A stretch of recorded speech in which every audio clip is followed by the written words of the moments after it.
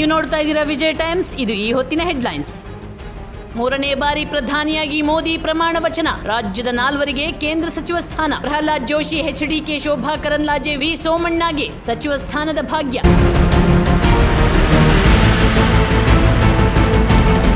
ಜಮ್ಮು ಮತ್ತು ಕಾಶ್ಮೀರದಲ್ಲಿ ಉಗ್ರರ ಅಟ್ಟಹಾಸ. ಯಾತ್ರಾರ್ಥಿಗಳ ಬಸ್ಸಿನ ಮೇಲೆ ಭಯೋತ್ಪಾದಕ ದಾಳಿ. ಗುಂಡಿನ ದಾಳಿಗೆ 10 ಮಂದಿ ಯಾತ್ರಾರ್ಥಿಗಳ ದುರ್ಮರಣ.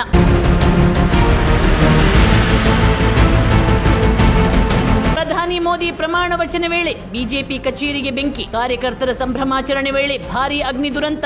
ಮಧ್ಯಪ್ರದೇಶದ ಇಂದೋರ್ನ ಅಗ್ನಿ ಆಕಸ್ಮಿಕಕ್ಕೆ ಪಟಾಕಿ ಕಾರಣ. ಬೆಂಕಿ ನಂದಿಸಿದ ಅಗ್ನಿಶಾಮಕ ದಳ.